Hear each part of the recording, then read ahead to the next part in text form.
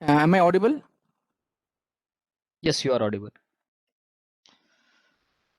So hello everyone, thank you for joining here. So we have our second guest for this session, Dr. Rakhi Vatsa, and she is presently working as a senior scientific officer at the Department of Nuclear Medicine, PGI Chandigarh, and she did her bachelor's in biotechnology and master's in nuclear medicine, and also her PhD in nuclear medicine.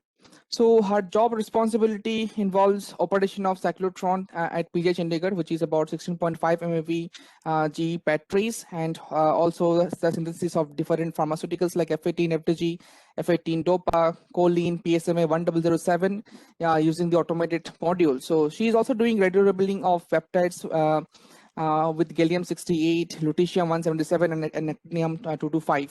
So she has more than 30 publications in various national and international journals.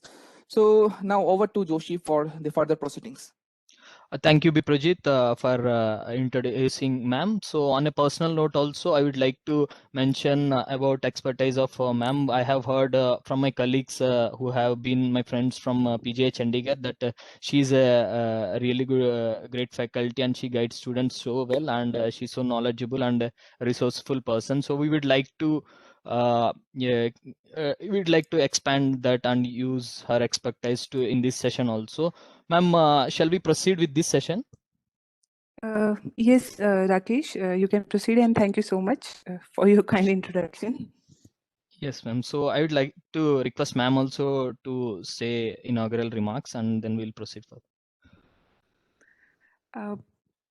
This is my first time actually. I will be going into this QA session. So this is new to me, and I hope I will be able to answer most of the queries. And you can contact me later on also if I'm not able to answer few of your queries. And I'm wishing you all the very best. And this is a very new, I think, platform for students also, because this is a good platform for interaction. I think you can discuss your problems, and that's all I can say. Yes, So all the very thank you, best. ma'am. Yes, ma'am. So we'll proceed with a few of the host questions, and audience are welcome from now on to post their questions. So we'll take it up as soon as you post your question. So we'll start with host questions.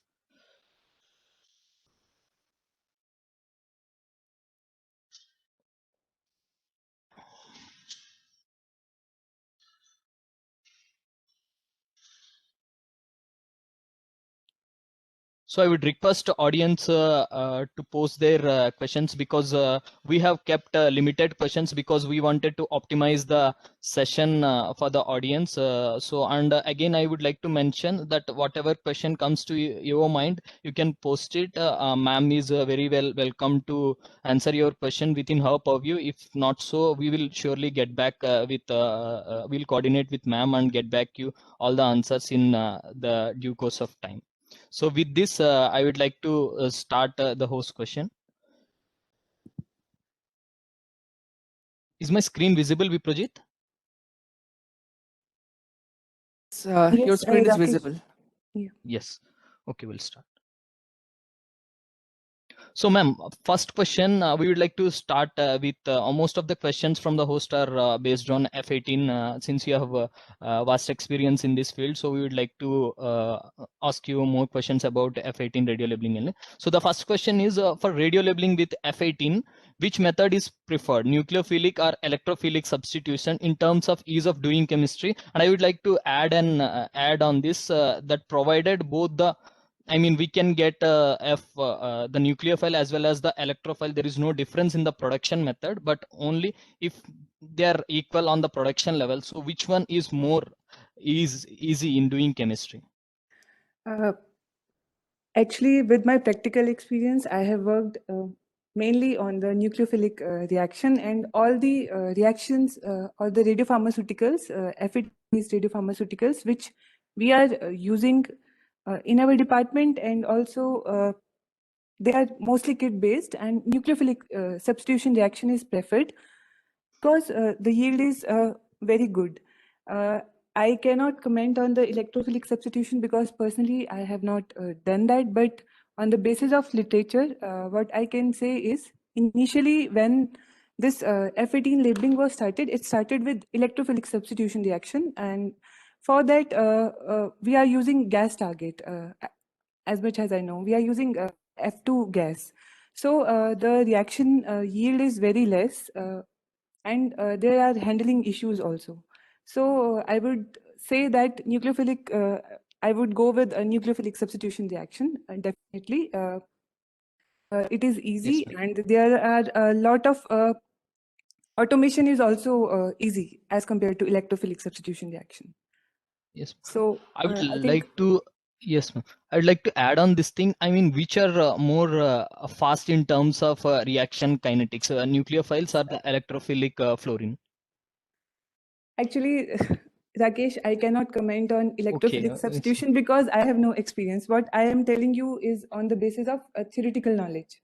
okay, But for a nucleophilic substitution reaction, it depends. It also depends upon the type of precursor and the radiolabeling molecule which you are using. Like for FDG, the synthesis time is only 25 minutes. But if we talk about F-DOPA, then the synthesis time is almost 1.5 hours. So it depends upon the radiopharmaceutical or the precursor which we are labeling and the reaction intermediates are forming during the reaction.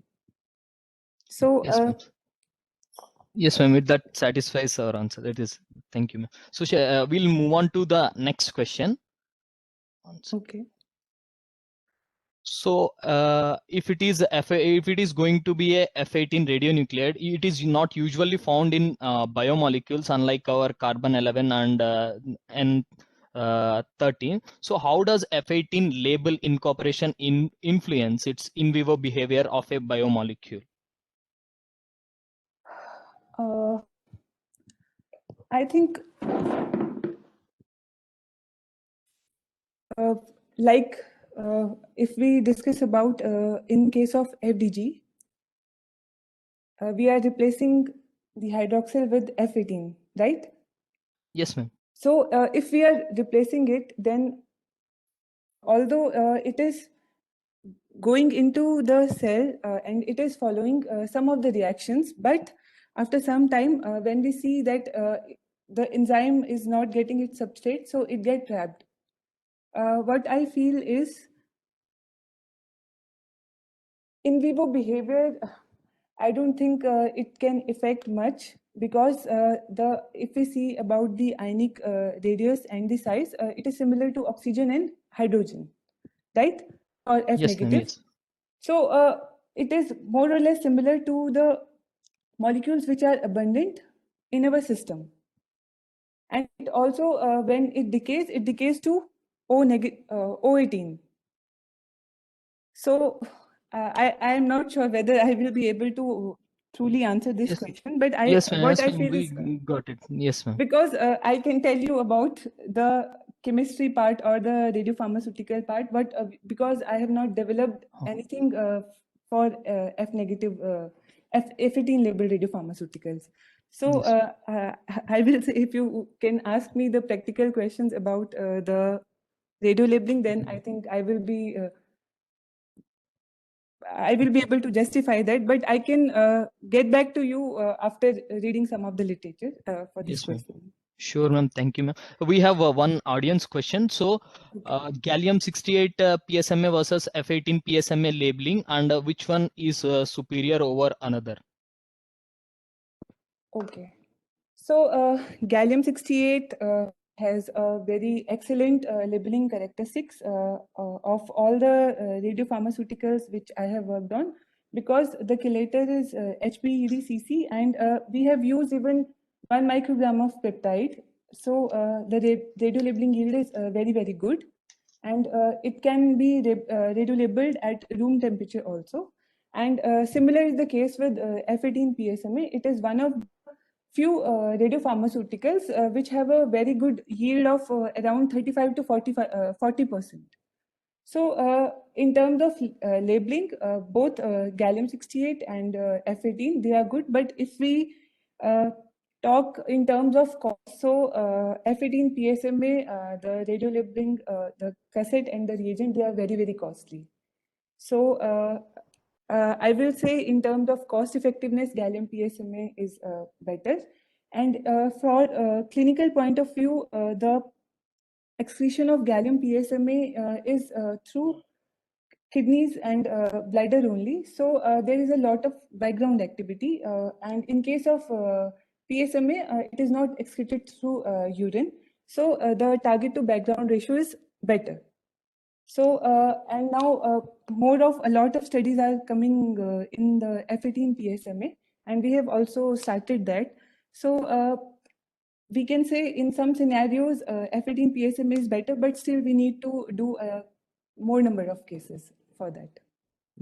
So I would like to add on to this question, ma'am. Since there is a lot of growing demand of gallium-68 PSMA, and the currently widely it is gallium-68 PSMA, but it is a generator-produced radionuclides, and there is a limitation on how much activity that we can get on a day, and which again is a limitation on how many patients we can do in a single day. So in that regard, people are looking at F18 PSMA. So what are your comments on this, ma'am? Yes, definitely, because F18 PSMA is easy to transport, and we can produce more amount of activity. Almost curies you can produce using the same precursor for F18 PSMA. So definitely there is a lot of scope for this radiopharmaceutical. The only thing which in my point of view, that is the cost associated with this tracer. Otherwise, I think in India also lots of people have started, even commercially F18 PSMA is available now. So how many, ma'am, for one single synthesis of F18 PSMA, how many maximum doses we can get? I mean, if you have ever. We can produce up to 2 curies or 2.5 curies of PSMA. So it depends upon the cyclotron. Like we have 16.5 MeV cyclotron. The maximum bombardment, what we are doing is around 1 curie or 1500 millicurie. And the yield is around 35 to 40%. So suppose if we are bombarding only 1 curie, so you are getting somewhere around 350 or 500 millicurie maximum. So it depends upon the strength of cyclotron also, but I think sufficient amount of, it is similar to FDG only. You can dispense as many as doses as you want. Because also in private center, I don't think they will order more than 10 or 15 doses. So that is sufficient from a yield point of view. What is the synthesis time, ma'am, for F18 PSMA? It is 40 minutes. Okay, 40 minutes. So it is the second tracer apart from FDG who has less time. Otherwise, most of the radio tracers are almost 1 hour. Either it is FLD or F-choline or F-meso. Most of the radio synthesis time for all these radiopharmaceuticals is 1 hour, and for F-dopa it is 1 hour and 30 minutes, and minimum time is for FDG. So it is similar to FDG only, very quick and fast reaction and good radiolabeling yield. Yes.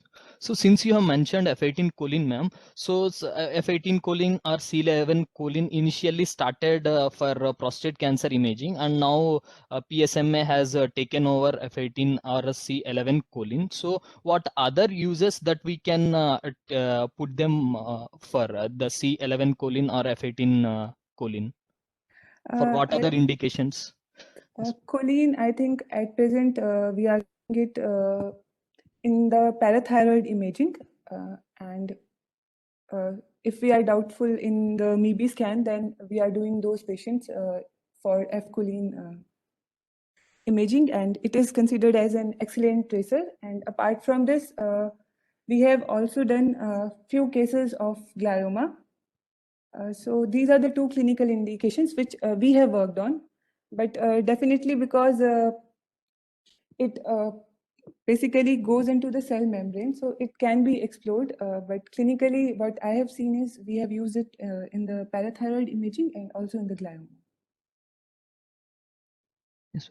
So, ma'am, any experience of gallium-68 PSMA for gliomas and hepatocellular carcinoma, because it can be used for those two, those also. Yes, it can be used, and we are doing few of the cases with this gallium PSMA. We have done it in glioma, and definitely the target to background ratio is better as compared to FDG, as you know that the physiological uptake is in brain for FDG. But specifically, if we say we have, you can use for the glioma thing, I don't think, because PSMA is also considered as a non-specific tracer, it is also an angiogenesis marker.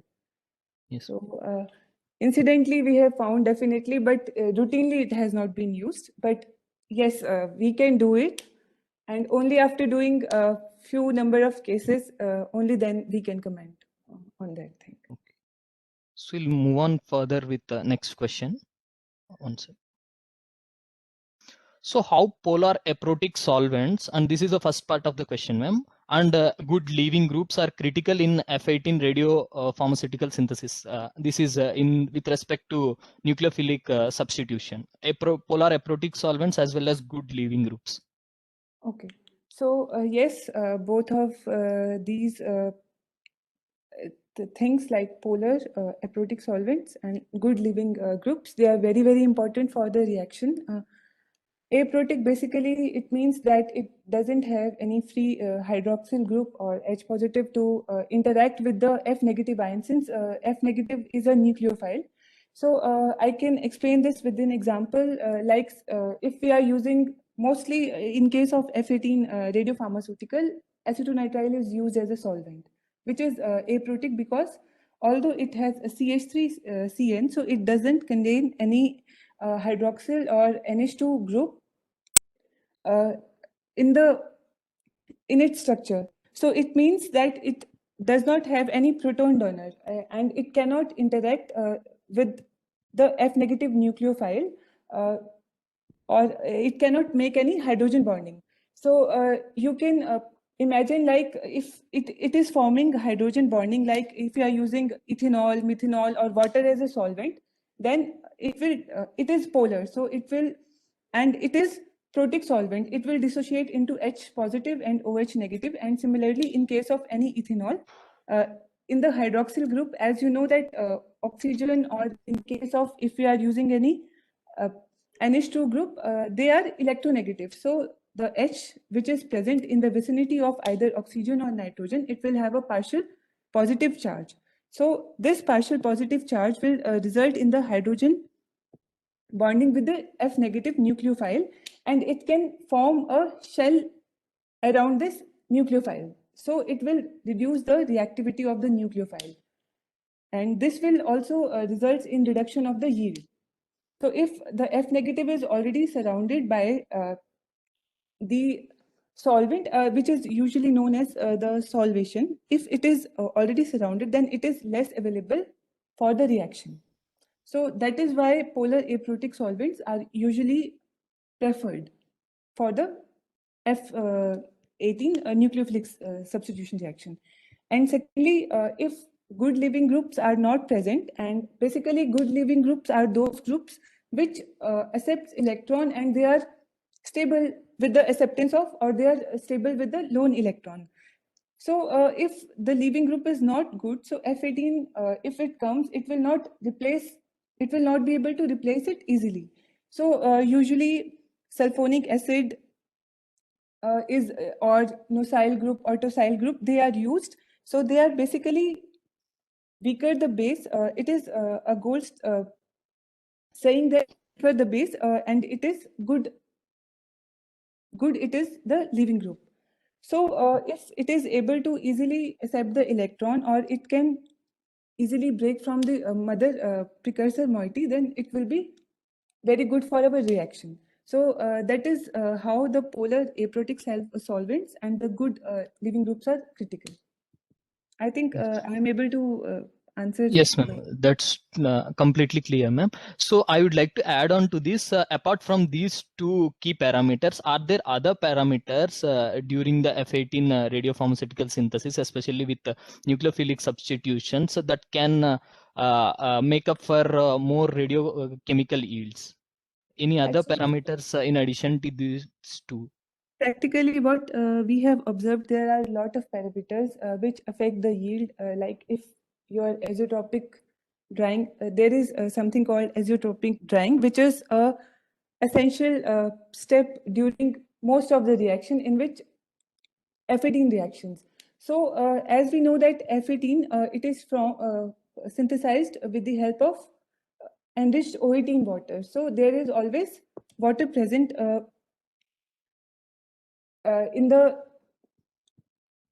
reaction. So when we are eluting this F18 from the QMA, for that we are using a quaternary methyl ammonium anion exchange column, which basically traps the F negative ion, which is coming from the target.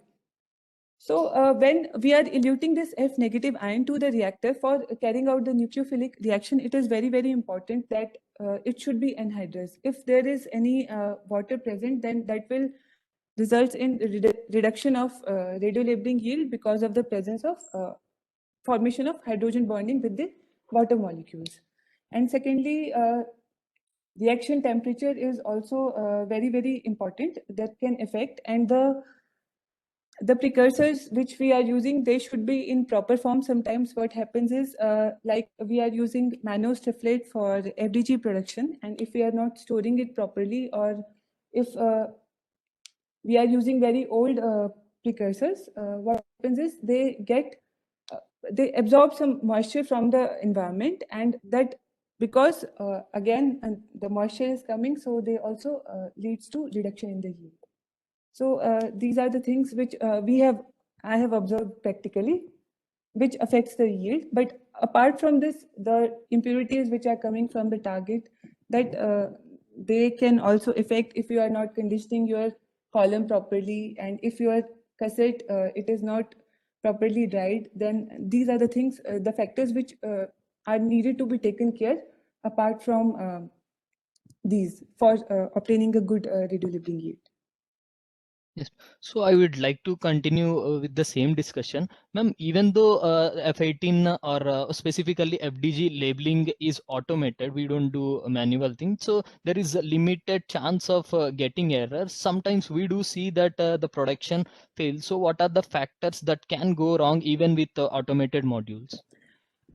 See, there are a lot of things, because although we found that the synthesis or the reaction, they are very simpler, but a complex mechanism is involved since the module itself, it is a machine. So sometimes we observe some mechanical errors if we have not seen the gas pressure, or there is some minor leakage can cause the reduction in the yield. Second thing, mostly I think in FDG or in any other F18 labeled production, nitrogen and air gases are used.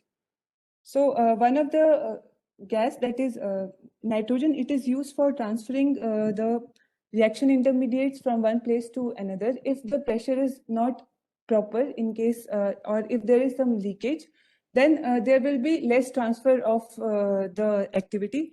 Secondly, if your compressed air pressure is not up to normal, then the pneumatic valves, they can be blocked.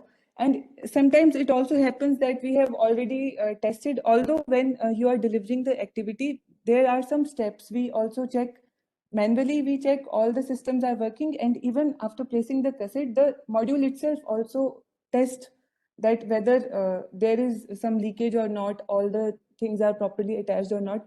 Even also passing those tests during the synthesis time, sometimes it happens that some valve is struck and some reagent is not released, then that results in failure. And sometimes there is small kink in the valve, or during the test it shows that everything is working fine, but suddenly after when we deliver the activity, there is some vacuum leak from the waste bottle, or from there is some basically crystallization in the lines, which can result in less release of or totally blocking of the release of the solvents or the reagents that can cause failure.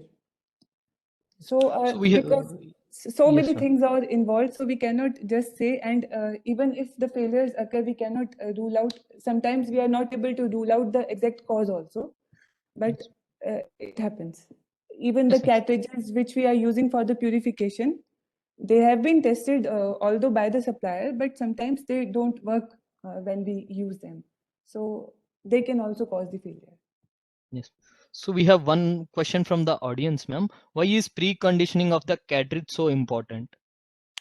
Preconditioning, especially in case of F18, we are doing it with K2CO3. It is very, very important because if we are not conditioning the cartridge, first thing, if we are not conditioning, then we will not be able to elute it from the cartridge. Secondly, if you are not conditioning it properly, then there can be chemical impurities can also be formed because of that. And if we are not conditioning them properly, then the F18, the amount of activity which is usually delivered and which is eluted with the help of the eluent, it reduces. So because we have observed it practically, nowadays, most of the cartridges, they are preconditioned.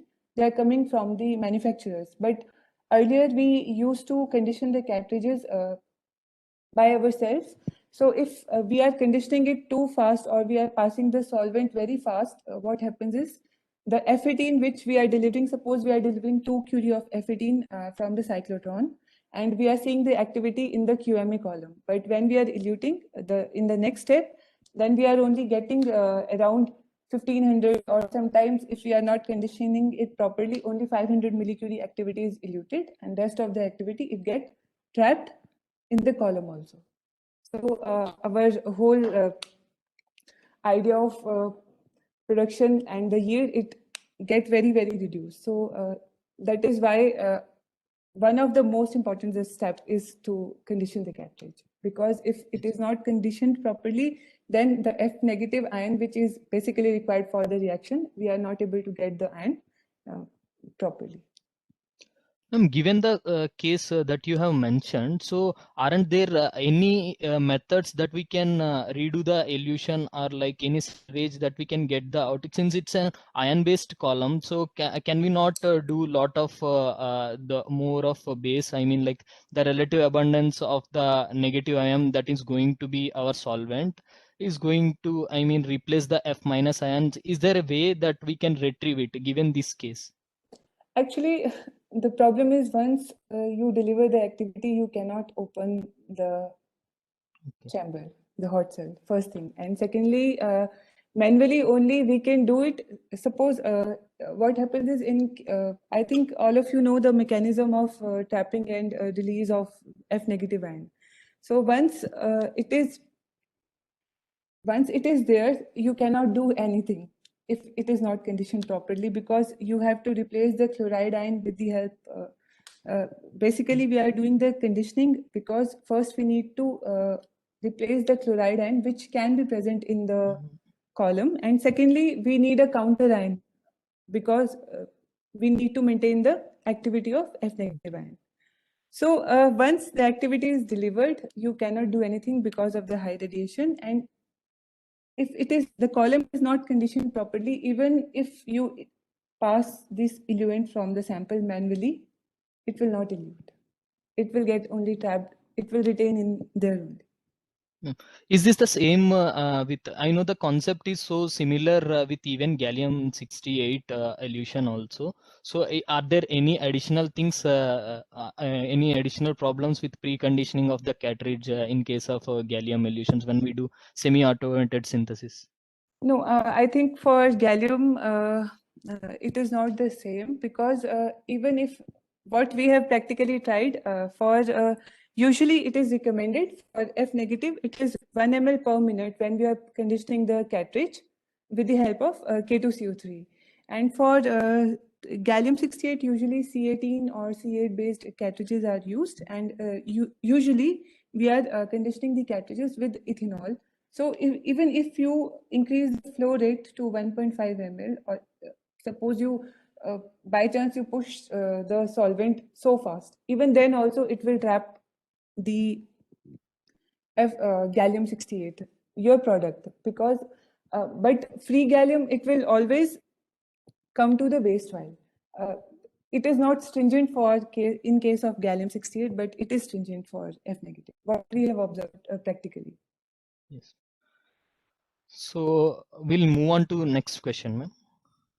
Okay. So even though rhenium resembles technetium, since they occur in the same group in terms of chemistry to some extent, and can form a theranostic pair, one can be a diagnostic radionuclide and the other can be a therapeutic radionuclide. Why it had not been happening? Because these have been there in the literature for so long, and technetium we can see we have lot of technetium radiopharmaceuticals. In that case, if the chemistry is similar, we should see those many amounts of rhenium radiopharmaceuticals also. So why it hadn't happened, or like what were the things that has limited rhenium's application widely? I think uh, most of the literature, it says that the chemistry of rhenium and technetium, they are similar, and that is very true. But when you practically do the things, the reaction parameters, they are very, very stringent, and the radiolabeling yield, basically what you are getting from technetium, and when you compare it with rhenium, they are very, very less. So that is one of the prime reason that it had not been happening. We are not seeing rhenium labeled radiopharmaceutical in the clinical setup very oftenly. And the second thing is the availability of rhenium. That is also a challenge, because although it is also it is coming from tungsten rhenium generator, but the cost it is very, very high, and the number of radiopharmaceuticals which you can produce, or clinically where you can use, the number of patients. So as compared to cost, it is less. So these are the two main important things which basically plays the role. If you see initially, I think in 90s, you can see the literature, but nowadays, I think from 2010 or 11, again, rhenium is there is a resurgence in case of rhenium use, and mostly it is used for HCC and for synovectomy. And most of the, I think, centers, they are using it for synovectomy only. But in our center, we are using it for HCC and keloids and synovectomy. But what we have observed, most of the cases we are doing for keloids, and there are less number of patients we are treated for HCC. So when we see the number of patients we are treating and the cost associated with the generator, so it is very, very high. So one of the prime reason that rhenium is not being used. And secondly, definitely the reactions, the yields, they are very, very less as compared to technetium. So how does the rhenium radiopharmaceutical compares with the yttrium 90 radiopharmaceutical, ma'am, in terms of in the specific scenarios of hepatocellular carcinoma and radiosynovectomy? I think we are using both yttrium and rhenium, and the results are equally good. We have treated some 30 and around 30 to 35 patients with rhenium, and I do not know the number of yttrium, but clinically I think both are equally good. But cost, definitely rhenium is costly, but yttrium is more costly than rhenium. So if we compare both in terms of cost, then I will say rhenium is cost effective as compared to yttrium. Are there any alternatives to these two radionuclides, ma'am, in case of these specific disease conditions? Any other radionuclide radiopharmaceuticals? People are also trying lutetium labeled microspheres, but since all these are high energy beta emitters, I don't think anybody has, actually I don't know, I'm not sure about it, whether anybody has used yttrium labeled microspheres for HCC, but I think it can be used. And yttrium is, lutetium is more easily available as compared to both of these radioisotopes. So I think it can be used, and it is a good alternative. think part of the question you clarified, ma'am. There is a question from the audience. Method of trapping by cartridge of F18 and method of trapping by C18 in gallium-68. Are these both similar? Basically, F negative, it is an ion exchange column, Yes, and I for know. gallium-68, I think they are depending upon the hydrophobicity of the molecule which you are using. Okay. The next question, ma'am. How does the concentration of HCl matter in the elution of gallium-68? How it has changed from 0.1 normal to 0.005 molar HCl? I think it depends upon the column material and the matrix which you are using. Basically, the manufacturers, they are using, because we have not standardized it. It comes from them also, the makers, which they are doing. We have not experimented with the concentration. So I think I cannot answer this properly, but I think definitely the column material which we are using, it depends upon that how much concentrated you need, because your germanium is bonded to that matrix, and how much strength is used, it depends upon the material. What I think, but I can get back to you after reading because I'm not sure about this. Yes. So in continuation with the same, so there is a lot of demand of gallium-68 radiopharmaceuticals in nowadays in the present clinical scenario. So what are the steps or what are the potential ideas that are being taken up or looked at in India for germanium-68 production?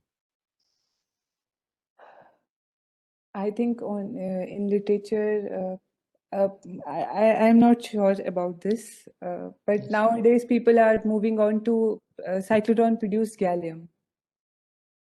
Yes. So I cannot. I'm sorry. I'm not sure about this thing about Okay. germanium. I have to read it from literature, but people are now thinking to move on to cyclotron-produced gallium these days. Yes. And it can be produced with liquid target. So I think it is a good option. But I'm not One sure more. about germanium. Yes, ma'am. One more question, ma'am. So gallium-68 is considered to be the counterpart radiopharmaceutical in PET to that of technetium. So in coming age, are we going to see the technetium radiopharmaceuticals being vanished, or like gallium-68 radiopharmaceuticals being preferred over technetium, since we all know like PET has a better spatial resolution and all other things in terms of spectrum? Yes.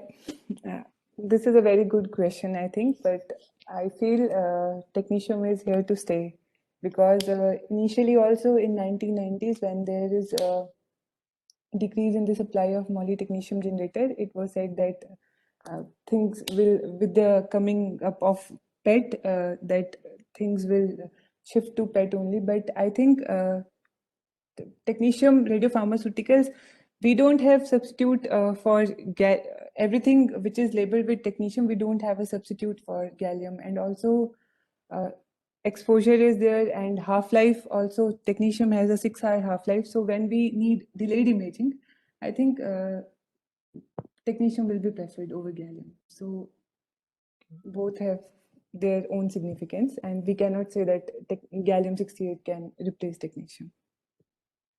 Ma'am, one audience question. Ma'am, can you go through conditioning of cartridge again, like flow rate of K2CO3 passed through cartridges? I mean, he Okay. wants to know specifically Yeah. about the flow rate. Conditioning. Okay. Yes, ma'am. Usually what we do is we are taking 0.68 grams of K2CO3 and we dissolve it in 10 ml water, and then we are passing it with the flow rate of 1 ml per minute. And after that, we are passing 20 ml of water for injection with the same flow rate.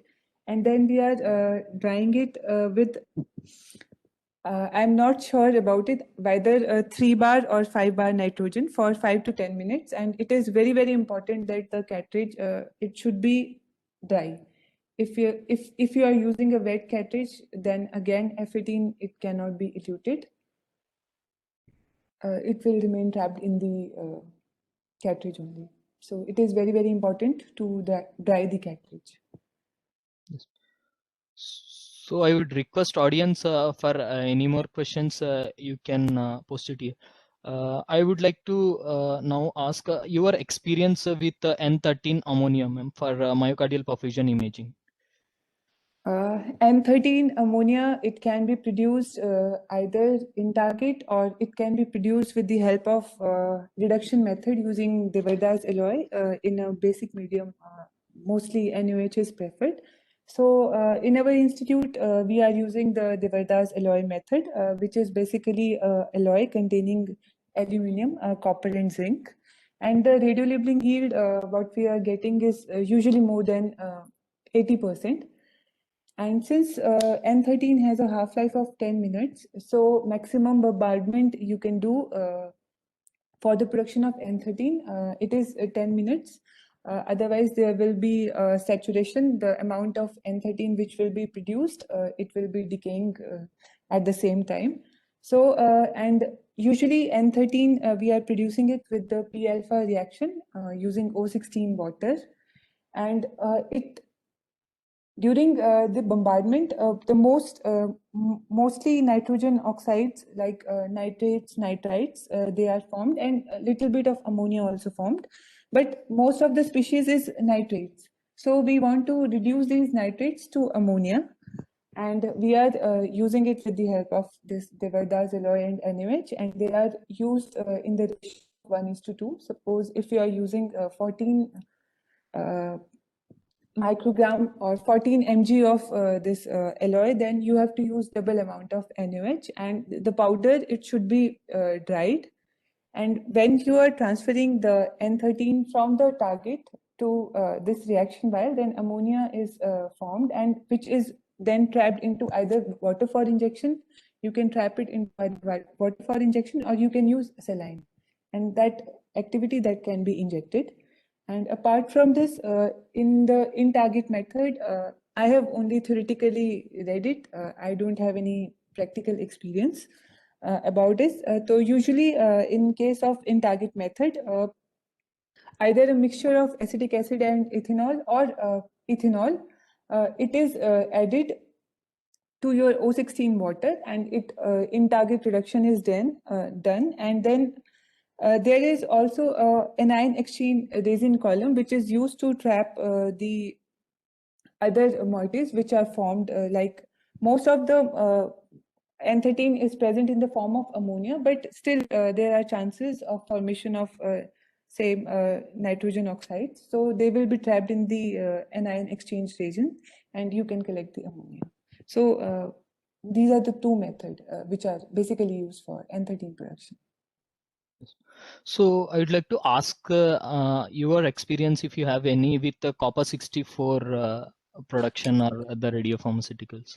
Unfortunately, we don't have any solid target system, so I don't have any experience of working on copper 64. Yes. So with respect to copper 64 only, ma'am, so is it the costly cost that matters with that target, or like the target installation that is crucial for copper 64 production? I think both of these play an important role, because since it is a solid target based radioisotope, so first like in our institute, we don't have at present the facility for solid target system. So you need another basically a transfer line, separate transfer line to transfer your solid target for the processing. There should be a separate processing module, and that we need to think during the installation time. And secondly, cost, it is also very, very crucial point here, because the copper 64, I think it is formed from zinc and the plate, and it is very, very costly. Yes. It costs lakhs of rupees, so for one production. So both of the things play a role. Yes. So there is a question from the audience, ma'am. What's the reason behind different concentration of ethanol for cartridge conditioning for labeling gallium, 70% ethanol versus 50% ethanol? I think basically it is polarity based because there can be formation of like if we are using commercially available peptides, suppose we are using dotatate or PSMA, we are sure of it that it is free from a free DOTA chelator, presence of any free DOTA chelator or any other substitutes like this. But if we are doing the in-house labeling, we have observed that if you are using gradients, and then depending upon the polarity of your solvent, some of your components, they will be more, they have more affinity toward less polar, or they will be less polar. So if you are using a gradient, now depending upon the polarity of the gradient, they will elute in different fractions. So that is the reason we are using different kind of concentrations for the elution. So, ma'am, what is the future? I mean, like, what is the scope of radiopharmaceutical researchers in India? Like, if someone wants to pursue a career, so Actually, I was thinking a lot about it. I know that you will ask this question. And totally, this is my personal opinion. What I feel is radiochemistry and radiopharmacy, they have a very broad scope and they are very interesting fields because in nuclear medicine, basically radiopharmaceuticals, they are very, very important part. If you are not synthesizing them correctly, then whatever you are seeing, it affects the end results. But there are no proper guidelines. Usually, it is said that there should be maybe if you see from job perspective, it is in the guidelines. They are not very clear. It is usually said that masters in chemistry or the pharma persons, they are more suitable for this. But what personally, this is totally personally my opinion. What I feel is they don't know much about the nuclear medicine thing. So they don't know how to handle the radioisotope. So there is definitely, I think, chance to specifically go for radiopharmacy courses. And I think at present Tata has started radiopharmacy. And from job point of view, there are many coming opportunities, but mostly people prefer the persons who are doing imaging because in private setups, mostly either they prefer kit-based products, and mostly they are doing technetium-based chemistry, radiopharmacy, or in centers where gallium is used, they prefer kit only. So most of the persons, they think they don't need radiopharmacist. But in R&D institutes like Tata, INMAS, PGI, AIMS, they definitely need more people. If you have good team of radiopharmacists, definitely then you can perform better. So from job point of view, at present, the scenario, what I feel is, personally, what I feel, there are very less opportunities. But in the coming time, because there are so many research institute and more of AIMS are coming, so definitely there will be a bright future. On this same note, I would like to ask you about the central radio pharmacies. I think BRC has plans of establishing these central radio pharmacies where you have within a city a radiochemistry facility which can make all the radiopharmaceutical, and they distribute it to every other thing. So are there going to be a reality in coming future? So if so, what are going to be the advantages of having these sort of central radiopharmaceutical facilities? I think it will be a very good opportunity for the radiopharmacists and also for the consumers, because when there will be a proper centralized radiopharmacy unit, they will be doing all the quality controls also. I'm not saying that people don't perform, but definitely you know what you are doing, because there are so many centers. I think they are, because it is usually thought that since it is a cassette-based thing, so you just have to assemble and put it in the module and it will work properly. That's all. Whatever is coming out, it will be product. But it is not simple like this. You have to see so many things. So if there is a central radiopharmacy, I think there will be a lot of job opportunities, and definitely the amount of radiopharmaceuticals and the diversity of radiopharmaceuticals, both diagnostic and therapeutic, the availability will increase with the if there are centralized radiopharmacy units. So I think they have bright future.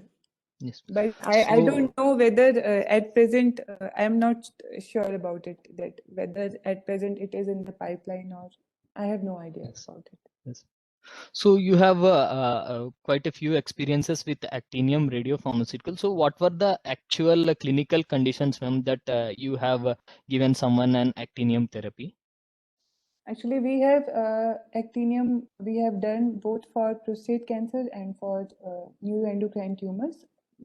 I think around 50 doses we have prepared, and 30 are of, almost 30 are for prostate cancer and 20 are for glutatate. And if you see symptoms wise, so patient have huge relief in the pain, and still they are in follow-up. Some patients we lost them, and from a radiopharmacy point of view, I think initially we have some problems in the yield, because the problem with actinium is the activity is very, very less. And suppose if you have to do 4 patients at a time, then the actinium which we are importing from the outer, they are coming calibrated, they are coming in calibration for single patient dose. So suppose if you have 4 patients in a day, then you have to prepare 4 separate doses. It is not like you will label it like gallium and then we will distribute it. It is not in case of actinium. So otherwise, once you have standardized the things, then I think it is easy to label and good for use. But So the what only these? Yes, ma'am. But the only thing which I think the only problem is that the activity is very, very less, so you cannot do any experiments. And second thing is, since the gamma emission associated with actinium, they are very, very less abundant, so it is very, very difficult to measure it. And what are the practically given doses, ma'am, in your scenario with your experience? Usually, we are also following the literature. There is an article in JNM, so they have done those escalation studies and de-escalation studies also. So usually, what we prefer is 100 kilobecquerel per kg. That is around 2.7 microcurie per kg of the body weight. So for an adult of 70 kg, you are getting almost around 190 microcuries of actinium. So maximum dose, but I have prepared is around 300 microcurie. So a continuation to this question, ma'am. So are these all patients tried with the lutetium therapy and after failing, which actinium is given, or like they were directly given actinium without lutetium? I think initially when we started doing this actinium therapy, mostly refractory cases were done, but we have done few cases in which we are directly giving actinium, Yes. who have not undergone lutetium therapy. We have done few cases, but Yes. it totally depends upon our clinician. They only decide, and it is the decision of patient also, since actinium therapy is much costlier than lutetium. So according to you, what are the radionuclides or the radiopharmaceuticals in 3 fields, both the PET, SPECT, and radionuclide therapy, that the younger generation can look forward to do some research on? I think alpha is a very interesting topic, because mostly, even I have not done much experimentation with actinium, but what I have read through literature, even though most of the peptides which we are using, they are DOTA based, but even though we are clinically using it, there is still scope of developing more newer bifunctional chelators, which can be used because it is given in the literature that DOTA is also not very stable with specifically with alpha. So there are upcoming bifunctional chelators and which we can try with actinium. And apart from this, I think copper 68, zirconium 89, and they are the radioisotopes which can be used for radiolabeling with monoclonal antibodies since they have a very suitable half-life. So these are the two, I think, isotope in which copper 64 is a theranostic isotope, but we have not seen any at present theranostic application. Mostly it is used for diagnosis only, but it has, since it has beta negative also, so definitely it is an interesting radioisotope. And apart from this, zirconium 89 also, and I think because in general chemistry, basically technetium is there, so there is, I don't know about the general, whether there are any new, gamma emitters coming up, but definitely in case of PET, these two are very, very important and attractive radioisotopes. And in case of therapy, actinium-225 and radium chloride, and there are, I think, radiopharmaceuticals which can be labeled with radium-223 also. So those are the two important isotopes which you can look upon. Ma'am, one last question, ma'am. So you mentioned about antibodies and zirconium-89 labeled radiopharmaceuticals. So as it has been already mentioned also, even we are confused, like antibodies are always said that they have a slower kinetics. I mean, they take a lot of time to come out of the blood and get to reach the target tissue and label. So it takes a lot of time, and the kinetics are not so good. So why are they why are they more focused, I mean, the antibody labeled than these small molecule inhibitor based radiopharmaceuticals? I think a lot of work is going on the monoclonal antibodies, but yes, you are very right that still, although there is a lot of work going on, but there are very few monoclonal antibodies which you can see are being used for clinically, basically for patients. And you have already answered it that the target to background ratio, it is poor because the clearance is very, very slower in case of monoclonal antibodies.